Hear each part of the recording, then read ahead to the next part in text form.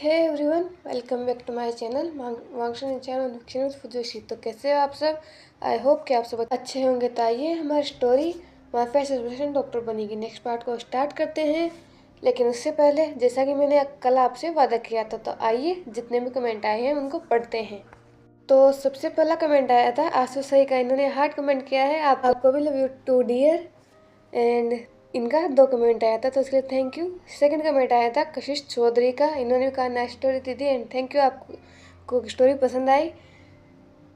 मुझे अच्छा लगा कि आपको स्टोरी पसंद आई। एंड थर्ड कमेंट आया था फैनफिक लव का। आपको भी love you dear, love you too. And last comment था वांगशान एडिक्ट का। इन्होंने बहुत बड़ा कमेंट किया है, उसके लिए आपको बहुत बहुत थैंक यू। एंड मेरी तबीयत भी अब ठीक है, जो अब मेरी जो फीवर है वो भी जा चुका है और गला भी ठीक है। तो आइए स्टोरी को स्टार्ट करते हैं। लास्ट पार्ट हमने छोड़ा था जहाँ पर विंग और वांग जी का हॉस्पिटल वाला वो जो कुछ भी था वो हुआ था, क्योंकि लेन वांग जी को जेलिस और ऑब्जेस्ट फील हो रहा था कि विंग किसी अल्फा के साथ कैसे हो सकता है। वही विंग को भी गुस्सा आ रहा था। वैसे तो उसे फर्क नहीं पड़ता कि लेनवांग जिसके बारे में क्या सोचता है, लेकिन जब लेनवांग ने उसे पूछा कि वो यहाँ किसी अल्फा के साथ क्या कर रहा है, तो ये चीज़ विंग को बिल्कुल पसंद नहीं आई। पहले ही विंग अल्फाओं से नफरत करता है, इसीलिए जब किसी ने उसके कैरेक्टर पर उंगली उठाई, उस पर शक किया, तो उसे बहुत ज़्यादा गुस्सा आया। और उस बीच में विंग और वांग जी में इस बात को लेकर बीच में थोड़ी सी कहासुनी हो गई थी। उसके बाद लेनवांग जी विंग को लेकर चला गया था और अभी वो very large and luxurious restaurant के सामने खड़े थे, या फिर कहे वो एक होटल था जो कि बहुत ही ब्यूटीफुल और सबसे ज़्यादा वो बहुत एक्सपेंसिव लग रहा था। लेनवांग जी ने विंग का हाथ पकड़ा और उसे अंदर जाने लगा। अंदर जाने के बाद वो लोग वहाँ पर जितने भी लोग थे वो खाना खा रहे थे, वहाँ पर नहीं रुके। वो वांग जी ने एक लिफ्ट ली और उस विंग को ऊपर ले जाने लगा। थोड़ी देर बाद वो लिफ्ट ओपन हुई और सामने का नज़ारा देखकर अगर विंग ये कहे कि वो इम्प्रेस नहीं हुआ है तो ये गलत होगा, क्योंकि विंग सच में इम्प्रेस हुआ था। सामने एक जैसा खुला माहौल था, जिससे बाहर का जो बिल्डिंग था, बाहर का जो शहर थे, वो सब कुछ दिख रहा था। और नाइट में हर जगह लाइट जली हुई थी, जिससे ये सीन और ज़्यादा ब्यूटीफुल लग रहा था। वहीं वो बालकनी जैसा एरिया बहुत ब्यूटीफुली डेकोरेटेड था, बिल्कुल कैंडल लाइट डिनर की तरह। विंग को ही पसंद आया था, पर वो विंग क्या जो वांग जी की किए हुए काम की तारीफ कर दे, इसलिए उसने कुछ नहीं कहा। वहीं वांग जी ने आगे बढ़कर विंग के लिए चेयर पुल की और विंग ने मुंह बनाते हुए सही वो भी बैठ गया। उसके बाद वांग जी भी बैठ गया। अब आलम ऐसा था कि दोनों ही एक दूसरे से बात नहीं कर रहे थे। विंग वांग जी से नाराज था या फिर उससे बात नहीं करना चाहता था। वही वांग जी कोशिश तो कर रहा था बात करने की, लेकिन विंग बात नहीं कर रहा था। तभी एक वेट्रेस वहाँ पर आई उनका ऑर्डर लेने के लिए। वांग जी ने विंग की तरफ देखा और कहा, विंग अपना ऑर्डर दो। ये सुनकर विंग ने लेनवांग जी की तरफ देखा, लेकिन कुछ कहा नहीं। वहीं वांग जी ने विंग की तरफ देखा और कहा, विंग आज तुम जो ऑर्डर करोगे मैं भी वही खाने वाला हूँ, तो प्लीज़ ऑर्डर दो। तुम्हारा पता नहीं, लेकिन मुझे बहुत भूख लगी है। ये सुनकर विंग ने लेनवांग जी की तरफ देखा। थोड़ी देर तक उसने कुछ नहीं कहा और फिर अपने हाथों को अपने चेस्ट पर फोल्ड करते हुए कहा, मैं जो खाता हूँ वो तुम खा नहीं पाओगे, तो अपने इस फ्लड को अपने पास रखो। यह सुनकर वांग जी ने कहा, ऐसे क्या खाते हो तुम जो मैं नहीं खा पाऊंगा? यह सुनकर विंग ने गुस्से से वांग जी की तरफ देखते हुए कहा, मुझे स्पाइसी फूड पसंद है और वो मैं बहुत ज़्यादा स्पाइस खाता हूँ, तुम टॉलरेट नहीं कर पाओगे। यह सुनकर वांग जी ने कहा, ओह। वांग जी ने फिर अपने ही मन में सोचते हुए कहा, या फिर मन में नहीं सोचा, उसने बड़बड़ाते हुए कहा, अच्छा मैंने पहले ही विंग की पसंद का ऑर्डर नहीं किया, क्योंकि मैं तो स्पाइस बिल्कुल टॉलरेट नहीं कर सकता। और ये चीज़ विंग ने सुनी नहीं, लेकिन अचानक पता नहीं विंग में क्या हुआ, या उसमें कुछ तो स्नैप हुआ। उसने लेनवांग जी की तरफ देखा और कहा, तुम कहते हो कि तुम मुझसे प्यार करते हो। यह सुनकर लेनवांग जी ने विंग की तरफ देखा और कहा, ऑफ कोर्स करता हूँ, अगर मैं तुमसे प्यार नहीं करता तो तुमसे शादी क्यों करता? यह सुनकर विंग ने कहा, और तुम स्पाइसी डिश नहीं खा सकते? यह सुनकर वांग जी ने नाम में अपना सिर हिलाया। इस पर विंग के फेस पर एक स्मिक आ गया। उसने लेनवांग जी की तरफ देखा और कहा, तो साबित करो कि तुम मुझसे प्यार करते हो। यह सुनकर वांग जी ने कहा, साबित करूं? कैसे? विंग ने यह सुना, उसने स्मिक करते हुए कहा, अभी जो स्पाइसी फूड आएगा तुम मेरे साथ वही खाओगे, तुम दूसरा फूड ऑर्डर नहीं करोगे। यह सुनकर वांग जी ने विंग की तरफ देखा और कहा, पर मैं स्पाइसी फूड। इससे पहले कि वो कुछ कहता, विंग ने कहा, अब ये तुम्हारे ऊपर है। ये सुनकर वांग जी ने वींग की तरफ देखा और वो उसकी आंखों में एक चैलेंज देख सकता था।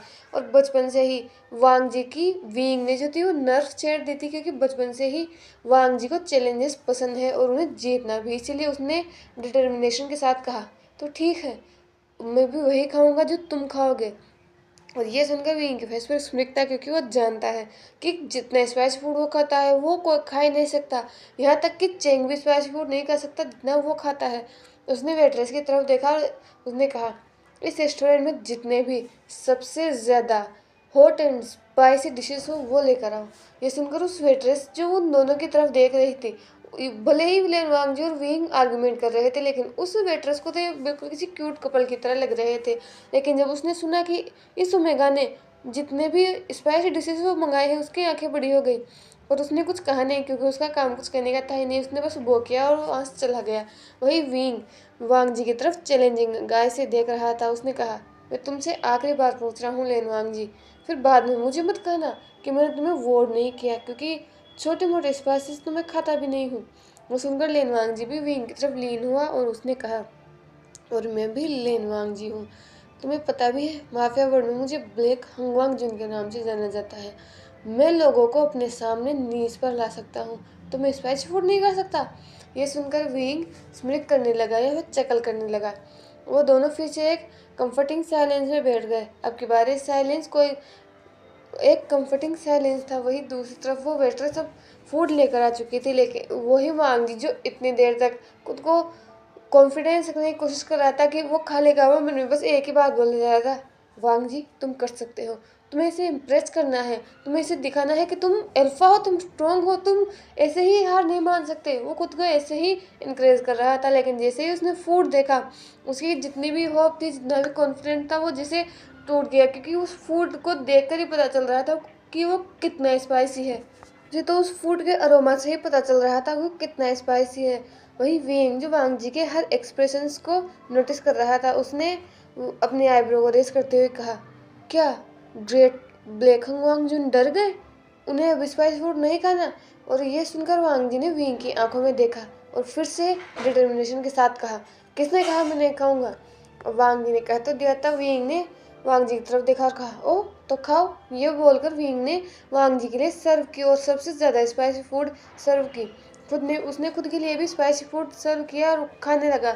उसे कोई फ़र्क नहीं पड़ता, क्योंकि वो बचपन से ही खाता आ रहा है, उसे पसंद है, वो खा रहा था। पर वही वांग जी जो हर बाइट को लेने से पहले बस गौर से प्रे कर रहा था कि उसकी टेस्ट बड और उसका स्टमक बच जाए, वो उसे और कुछ हो ना, क्योंकि ये फूड सच में बहुत ज़्यादा स्पाइसी था। जैसे ही वांग जी ने पहला बाइट अपने माउथ में रखा, उसे ऐसा लग रहा था जैसे उसकी पूरी टेस्ट बड जल चुकी है, उसका माउथ बर्न कर रहा था। वो अभी इस बाइट को थूकना चाहता था, लेकिन जैसे ही वो करना चाहता उसने विंग की तरफ देखा जो उसे ही देख रहा था।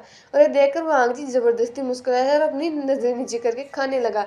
अब थोड़ी देर तक वहाँ पर साइलेंट रहता है, बस उनकी वो चॉपस्टिक की या स्पून्स की आवाज़ आ रही थी। विंग अपना फूड एंजॉय कर रहा था, क्योंकि ये सस्ता उसने सुबह ब्रेकफास्ट के बाद अपना लंच मिस कर दिया था, इसलिए उसे भूख लगी थी।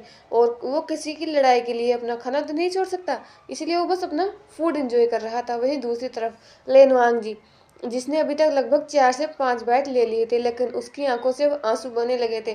फेस पूरी तरह से रेड हो चुका था और उस ऐसी रूम में उसके पसीने छूट रहे थे।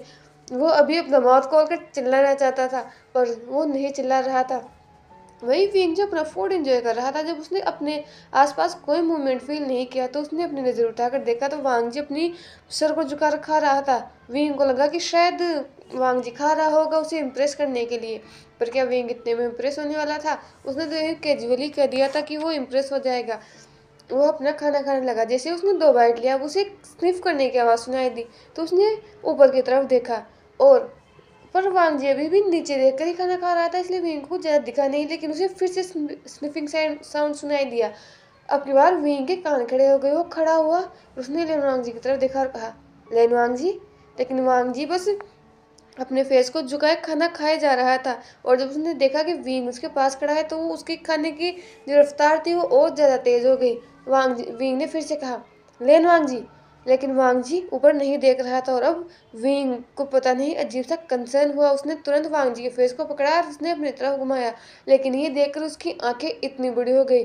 फिर वांग जी का पूरा फेस आंसुओं से भरा हुआ था, माउथ पूरी तरह से उस स्पाइस से रेड हो चुके थे और पूरा फेस पसीने में तरबतर था और वांग जी का गला बहुत बुरी तरीके से जल रहा था। विंग ने तुरंत उस फूड को वांग जी के हाथ से छुड़ा और कहा, ये क्या कर रहे हो तुम, तुम्हारा दिमाग खराब हो गया है।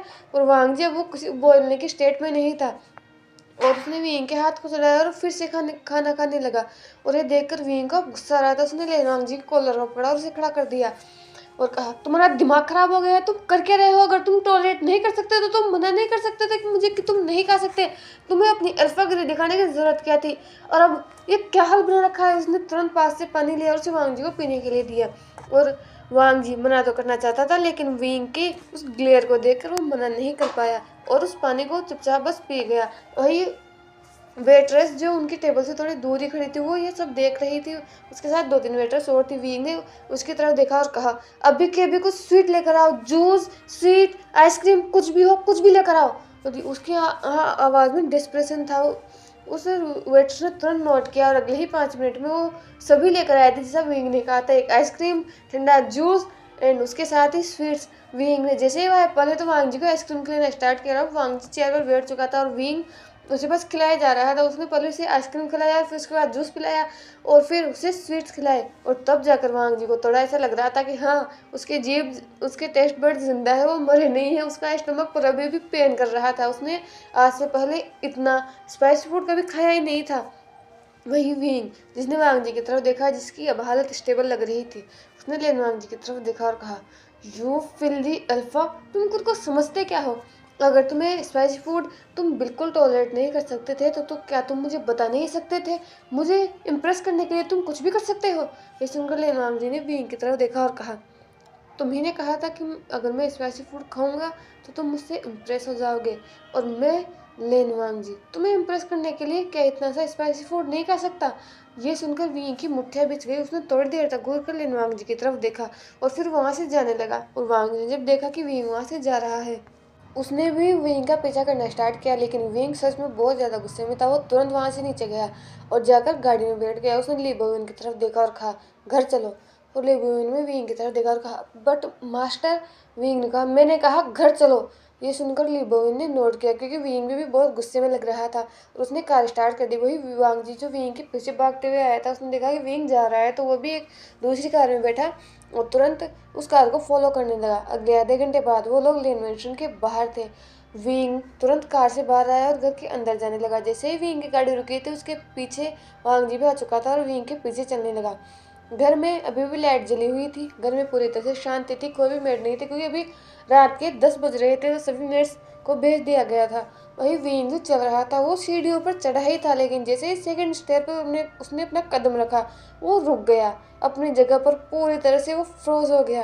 वही वांग जी जो उसके पीछे ही आ रहा था, उसने जब देखा कि विंग रुक गया है तो वो भी उसके पीछे आकर रुक गया। और जैसे ही वो रुका उसने विंग की तरफ देखा। उसने पूछना चाहा कि वो रुका क्यों, लेकिन उससे पहले ही उसे भी कुछ आवाज़ें सुनाई दी, किसी की मोर्निंग और ग्रोनिंग की। और ये सुनकर वांग जी भी अपनी जगह पर स्टिफ हो गया। उसके ईयर्स पिंक हो गए। वही विंग जिसकी बॉडी पहले ही स्टिफ हो चुकी थी, उसने अपनी नज़र को घुमाकर वहाँ देखा जहाँ से ये आवाज़ आ रही थी। ये आवाज़ किचन में से आ रही थी और ये आवाज़ सुनकर वो लोग विंग कह सकता था कि ये आवाज़ किसकी है। ये आवाज़ चेंग और शिचेंग की थी। और ये देखकर विंग के पूरे एयर्स रेड हो गए। तुरंत वो उस जगह से बस भाग गया। वहीं लेन वांग जी जिसने अभी अभी विंग को वहाँ से जाते हुए देखा, उसने उस किचन की तरफ देखा। उसे पता नहीं क्यों अननोइड फील हुआ। उसका भाई यहाँ रोमांस कर रहा है और उसकी रोमांस की तो लगी पड़ी है। विंग किसी भी चीज़ से इम्प्रेस होता ही नहीं है, इसीलिए उसे गुस्सा आ रहा था।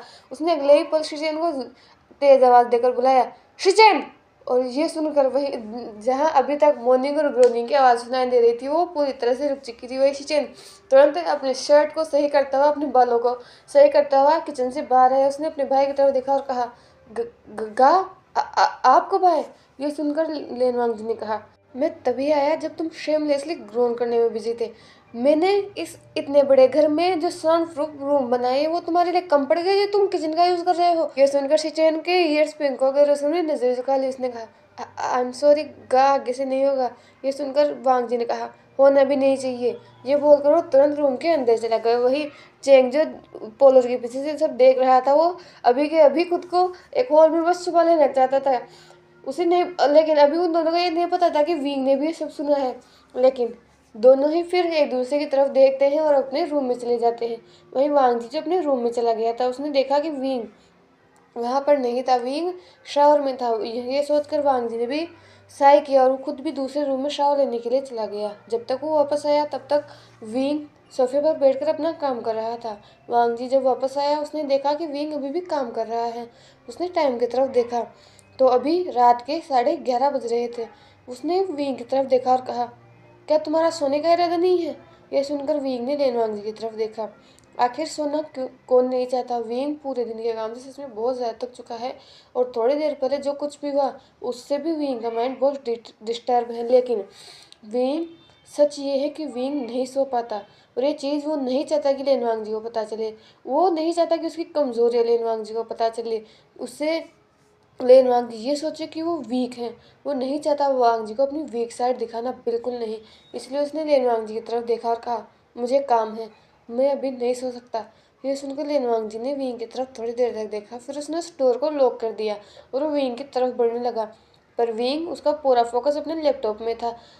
उसे नहीं पता चला कि वांग जी उसके क्लोज आ रहा है। लेकिन अगले ही पल उसके मुंह से एक चीख निकल गई, क्योंकि अगले ही पल वो ब्राइडल स्टाइल वांग जी की बाहों में था। और जैसे ही उसने ये देखा, उसकी आंखें बड़ी हो गई। उसने लेन वांग जी की तरफ देखा और कहा, यू परवर्ट एल्फा, तुम्हारी हिम्मत कैसे है मुझे उठाने की?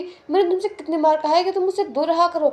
यह सुनकर लेन वांग जी ने कहा, तुमने मुझसे कहा है कि मैं तुमसे दूर रहूं, लेकिन अभी मेरी वाइफ ही ओवरवर्क कर रही है और ये मुझे बिल्कुल पसंद नहीं। ये सुनकर वीग ने कहा, तुम मुझे वाइफ क्यों बुलाते हो? मैं एक मेल हूँ। ये सुनकर वांग जी ने कहा, पर तुम मेरे लिए मेरी वाइफ ही है और अभी मैं नहीं चाहता कि मेरी वाइफ ही और वर्क करे।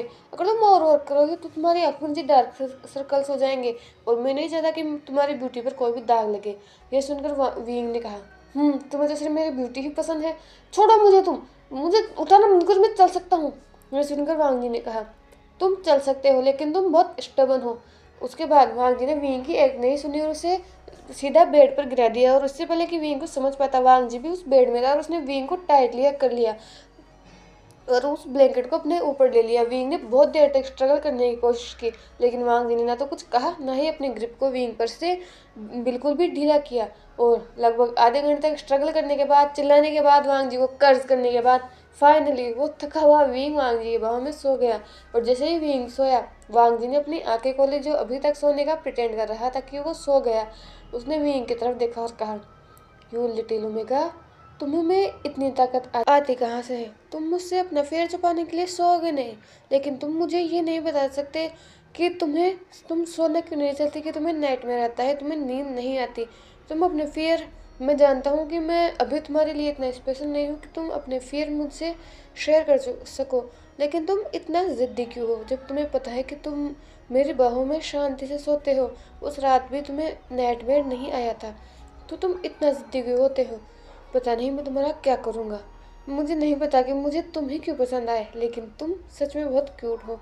तुम्हें तो लगता है कि तुम गुस्सा होते हुए बहुत एंग्री लगते हो, लेकिन मेरे लिए तुम एक क्यूट सी किटन हो जिसे मैं बस अपने पास रखना चाहता हूँ। ये बोलकर वांग जी ने विंग की चीक्स को पोक किया और फिर उसके फोरहेड पर किस करता हुआ वो भी सो गया। नेक्स्ट मॉर्निंग जैसे ही विंग उठा तो अगेन उसे वही एक्सपीरियंस हुआ। उसे आज नाइट में नहीं आया था और कहीं ना कहीं विंग उस चीज़ को समझने लगा था कि शायद वांग जी की उन कामिंग फेरामोन्स में उसे नाइटमेयर नहीं आ रहे हैं, लेकिन विंग मानना नहीं चाहता था। वो बस यही सोचना चाहता था कि शायद अब वो उसका इलाज हो रहा है, उसे अब नाइटमेयर नहीं आ रहे हैं। अब ऐसे ही टाइम बीत रहा था। विंग और वांग जी की वो लड़ाई छोटी मोटी नोकझोंक होती रहती थी। वही वांग जी विंग को इम्प्रेस करने के लिए सब कुछ करता रहता और कहीं ना कहीं वांग जी की वो सैड विंग भी देखता था। विंग उससे कितना ऑब्सेस्ड है, सॉरी वांग जी उससे कितना ऑब्सेस्ड है, उसके लिए कितना पॉजिटिव है, उसके लिए कुछ भी कर सकता है। ये चीज़ विंग देखता था, लेकिन वो अभी भी इग्नोर कर रहा था। वो नहीं मानना चाहता, वो अभी भी इतनी जल्दी से किसी भी अल्फा को अपनी लाइफ में एक्सेप्ट नहीं करना चाहता। विंग अभी भी वांग जी से एक सेफ डिस्टेंस बना कर रखता था। वांग जी भले ही उससे टच करता था, उससे बातें करता था, उसे हक करता था, लेकिन आज तक वांग जी ने अपनी लिमिट क्रॉस नहीं की। उसने कभी भी अपनी लाइन से आगे बढ़ने की कोशिश नहीं की। उसने सोच लिया है कि जब विंग चाहेगा तभी वो ये सब करेगा। वहीं अब टाइम बीत रहा था। लगभग उनकी शादी को 1 हफ्ता हो चुका था और इस बीच शिचेन और चेंग का रिश्ता भी अच्छा था। वही विंग और शिचेन चेंग का रिश्ता भी अच्छा हो चुका था। वही आज वीकेंड था। पूरी लेन फैमिली तैयार थी। आज ये सभी एक मूवी देखने जाने वाले थे और ये विश जियांग चेंग की थी, क्योंकि वो बहुत दिनों से कहीं गया नहीं और अब तो उसका भाई भी यहाँ है। उसके भाई के साथ भी वो बहुत दिनों से कहीं नहीं गया, इसीलिए वो अपने भाई के साथ जाना चाहता था। पर वो दोनों लेन अल्फा क्या उन दोनों को अकेला छोड़ सकते थे? बिल्कुल नहीं। तो वो भी उनके साथ गए थे। अब वो लोग जा चुके थे। उन्होंने अपनी मूवी एंजॉय की और अब शाम हो चुकी थी जब वो लोग थिएटर से बाहर आए। जैसे वो थिएटर से बाहर आए, लेन वांगी और लेन शिन दोनों के एक साथ कॉल आया और इस कॉल की वजह से दोनों ही न्योमे गाँव से थोड़ा दूर हो गए, क्योंकि वो दोनों कॉल दोनों का ही बहुत इंपॉर्टेंट था। वही विंग ने चेंग का हाथ पकड़ रखा था और उसे अपने साथ बाहर ले रहा था। लेकिन जैसे ही वो दोनों बाहर आए, बहुत सारे पर्सन उनके सामने खड़े। वो सभी वेल बिल्ट मैन थे जिन्होंने रेड एंड ब्लैक कपड़े पहन रखे थे। विंग ने जैसे ही देखा, उसने चेंग को अपने पीछे छुपा लिया। वही उन उस सारे अल्फा या बीटा ही लग रहे थे। उनके फेरोमोन से विंग समझ सकता था। उन्होंने उन दोनों की तरफ देखा और उनके पास आने लगे। वही विंग ने उनके तरफ देखा और कहा, हमसे दूर रहो। लेकिन वो लोग जैसे लेने ही उन्हें आए थे। वही दूसरी तरफ लेन वांगजी के जितने भी बॉडीगार्ड्स थे उनको भी दूसरे लोगों ने रोक रखा था। वहां पर सिर्फ वो 3-4 आदमी नहीं थे, बल्कि वो पूरी आर्मी के जैसे ही थे और उन्होंने लेन वांगजी के बॉडीगार्ड्स को रोक रखा था और वो विंग और चेंग के पास आने लगे। विंग ने चेंग को पीछे छुपा लिया। उन लोगों को लग रहा था कि ये दोनों ओमेगास हैं तो वो दोनों इन्हें आसानी से पकड़ लेंगे, लेकिन उन्हें ये नहीं पता कि विंग की मेरिटल आर्ट कितनी अच्छी है। जैसे ही एक पर्सन ने विंग को छूने की कोशिश की, उसने उसके हाथ को पकड़ा, उसे ट्विस्ट कर दिया और एक किक उसकी लेग पर मारी और फिर उसे पुश कर दिया, जिससे वो पर्सन दर्द में कराने लगा और दूर जाकर गिर गया। और एक ओमेगा की इतनी स्ट्रेंथ देखकर वो जितने भी लोग थे वो शॉक हो गए। उनमें से एक ने कहा, हम तुम लोगों पर इजी होना चाहते थे, लेकिन लगता है तुम्हें हर चीज़ रफ पसंद है। ये सुनकर वो उन पर अटैक करने लगा। वही चेंग जो कि प्रेग्नेंट था और विंग नहीं चाहता था कि चेंग किसी भी मुसीबत में पड़े। और वैसे भी चेंग को अपनी प्रोटेक्शन करना आता है, लेकिन अभी पहला तो प्रेग्नेंट है और विंग जितना वो एक्सपर्ट नहीं है। विंग ने बचपन से ही चेंग को प्रोटेक्ट किया है, इसीलिए उसने अपने लिए मेरिटल आर्ट सीखी थी, क्योंकि वो जानता है कि दोनों मेगाओं का अकेला इस दुनिया में रहना इजी नहीं होता। इसीलिए अपनी डिफेंस के लिए, चेंग को प्रोटेक्ट करने के लिए उसने बहुत कुछ सीखा था और शायद वो आज काम कर रहा था। लेकिन चेंग जो कि हमेशा विंग के प्रोटेक्शन में रहा था, उसे इतना अभी तक मेरिटल आर्ट नहीं आता या फिर वो इतना एक्सपर्ट नहीं है, इसलिए विंग ही लड़ रहा था। और अपने भाई को देखकर वो उसे डर लग रहा था, क्योंकि कहीं ना कहीं चोट विंग को भी लग रही थी। वो इतने सारे अल्फाज थे और लास्ट पर उसे जैसे कोई फिक्र नहीं थी। वो बस चेंग को प्रोटेक्ट करने में लगा था और कहीं ना कहीं उन अल्फाओं ने भी ये सब देख लिया था कि अगर वो चेंग पर अटैक करेंगे तो वो विंग को डिस्ट्रैक्ट कर सकते हैं। इसीलिए उन्होंने अब चेंग पर अटैक करना स्टार्ट कर दिया। लेकिन विंग सबको ब्लॉक कर रहा था, उनसे लड़ रहा था, पर विंग अब थक रहा था। वो लोग बहुत ज़्यादा थे। पर तभी एक गनशॉट की आवाज़ सुनाई देती है और सबकी नज़रें उधर चली जाती है तो वहाँ पर लेन वांगजी खड़ा था, जिसकी आंखों पूरी तरीके से लाल थी, जैसे उनमें खून उतरा हुआ। और अगले ही पल जितने भी अल्फा उन दोनों मेगाओं के सामने खड़े थे वो शूट हो चुके थे और अगले ही पल वहाँ पर लाइफलेस उन 4-5 अल्फाओं की लाइफलेस बॉडी विंग और चेंग के सामने पड़ी हुई थी। और जैसे ही लेन वांगजी की गोली की आवाज़ सुनाई दी, अगले ही पल बहुत सारी और गन्स के शॉट की आवाज़ सुनाई दी और जितने भी बॉडीगार्ड लेन बॉडीगार्ड के साथ लड़ रहे थे वो भी अब ज़मीन पर पड़े हुए थे। अभी वहां पर थोड़ी देर में खून का पूल बन चुका था। वो लोग अपने ही खून में नहाए हुए थे और वी ने जब ये देखा तो उसने चेंग को तुरंत अपने एम्बुलेंस में छिपा लिया, लेकिन बहुत देर हो चुकी थी। चेंग ने जब इतना खून खराब अपने सामने देखा तो अगले ही पल चेंग ने बस अपनी कॉन्शियस खो दी और वो बेहोश हो गया। इससे पहले कि वो नीचे गिर पाता, चेंग ने उसे संभाल लिया जो कि आ चुका था वहां पर। उसने भी इन लोगों को शूट कर दिया था। वही विंग जिसने चेंग को देखा, उसने एक पल के लिए तो विंग को नहीं समझ आया कि क्या हुआ, लेकिन अगले ही पल वांगजी उसके पास आया। उसने विंग को चेक करते हुए कहा, तो तुम ठीक हो? तुम्हें कुछ हुआ तो नहीं? तुम्हें कहीं चोट लगी है? लेकिन विंग शांत था, बहुत ज़्यादा शांत था। इतना शांत विंग रह ही नहीं सकता और कहीं ना कहीं वांगजी को ये डरा रहा था। विंग ने लेनशेन की तरफ देखा और कहा, अभी के अभी चेंग को घर लेकर चलो। ये सुनकर शिचेन ने भी नोट किया और अगले ही पल लेन गार्ड्स जो उनके लिए गाड़ी लेकर आए थे वो चारों उसमें बैठे थे। शिचेन चेंग और विंग के साथ पीछे बैठा था, वही वांग जी आगे पैसेंजर सीट पर बैठा था।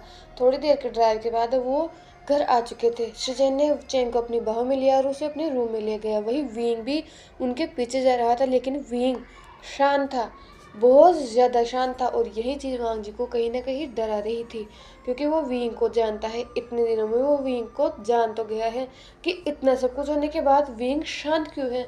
विंग शांत रह ही नहीं सकता। विंग को भी गुस्सा करना चाहिए था, वांग जी पर चिल्लाना चाहिए था, यहाँ से जाने की धमकी देनी चाहिए थी, लेकिन अभी तक विंग शांत है। वही विंग जो शिचेन और चेंग के साथ उनके रूम में चला गया। शिचेन ने चेंग को केयरफुली बेड पर लटाया। वही विंग चेंग को चेक करने लगा और उसने रिलीफ ब्रीथ ली।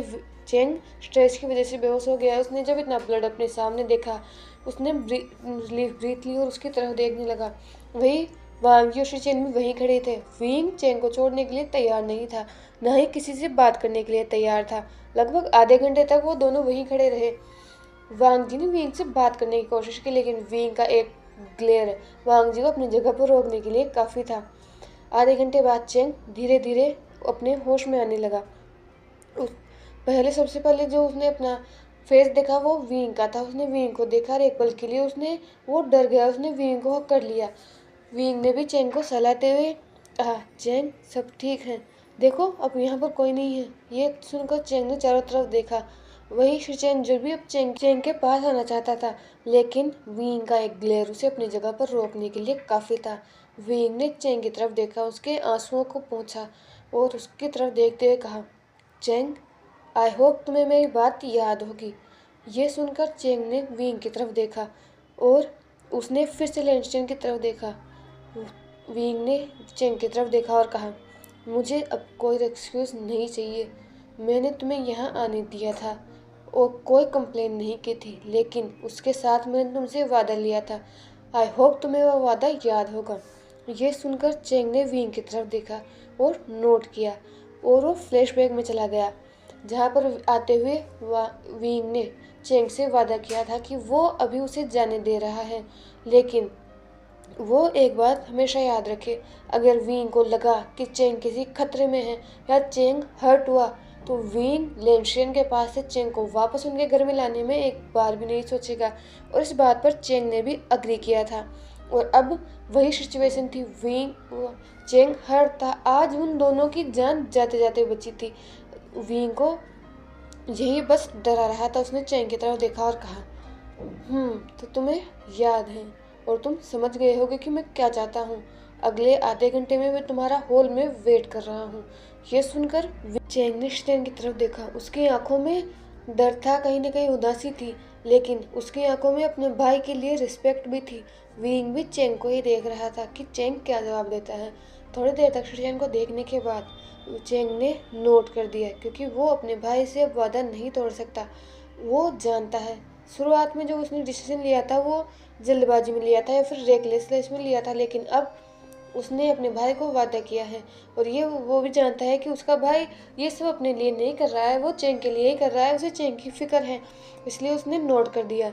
विंग को जैसे ही नोट मिला वो वहाँ से जाने लगा, लेकिन वो दोनों जेड जो वहाँ पर खड़े थे उन दोनों को नहीं समझ आ रहा था कि चेंग और विंग क्या बातें कर रहे हैं। इसीलिए वो दोनों बस कंफ्यूजन में उन दोनों की तरफ देख रहे थे। वही विंग वहाँ से जा चुका था। शिचेन ने चेंग की तरफ देखा, जो भी उसकी तरफ ही देख रहा था। विंग वहाँ से बाहर जा चुका था। वही वांग जी जो इन दोनों की बातों को सुन रहा था, कहीं ना कहीं उसे आइडिया हो गया था कि विंग क्या करना चाहता है, इसीलिए वो तुरंत रूम से बाहर गया। वही विंग जो अपने रूम में जा रहा था, उसने विंग के हाथ को पकड़ा और उसे अपनी तरफ घुमाते हुए कहा, तुम क्या कर रहे हो। ये सुनकर विंग ने कहा, मैं क्या कर रहा हूँ, मैंने तो अभी तक कुछ किया भी नहीं। यह सुनकर वांग जी ने कहा, मुझे सब पता है तुम क्या करना चाहते हो, तुम ऐसा नहीं कर सकते विभूषण। ये सुनकर विंग ने कहा, तुम कोई नहीं होते हो मुझे रोकने वाले। तुम्हें समझ में आया, मैंने तुम्हें अभी तक अपनी ज़िंदगी पर हक नहीं दिया है कि तुम मेरे लिए डिसीजन ले सको। ये सुनकर वांग जी के फेस पर हर्ट साफ साफ देखा जा सकता था। विंग भी सब देख सकता था, लेकिन अभी उसे नहीं पता उसे क्या करना चाहिए। उसका दिमाग बस मिस्ड अप हुआ है। उसने वांग जी की तरफ देखा और उसे पुश करते हुए कहा, मुझसे दूर रहो। ये बोलकर वो अंदर जाने लगा। वही वांग जी जो अच्छी तरह से जानता था कि विंग क्या करना चाहता है, उसने विंग की तरफ देखा और कहा, मैं कहीं नहीं जाने दूंगा। ये सुनकर विंग ने लेन वांग जी की तरफ देखा, पर उसने कुछ कहा नहीं। तो हे एवरीवन, आज के लिए बस इतना ही। बताना प्लीज़ कमेंट में आपको आज का पार्ट कैसा लगा, आपको सबसे फेवरेट पार्ट कौन सा लगा, प्लीज़ कमेंट किया कीजिए। जैसे आज मैंने 5 कमेंट दिखाए हैं, अगर आज के एपिसोड पर भी कमेंट अच्छे हैं तो मैं भी कल भी मैं उन 5 कमेंट्स को दिखाऊंगी। तो ये आप डिपेंड्स है। प्लीज़ प्लीज़ वीडियो को लाइक कीजिए, शेयर कीजिए वांगशन लवर के साथ। And thank you for watching and comment करना मत भूलना।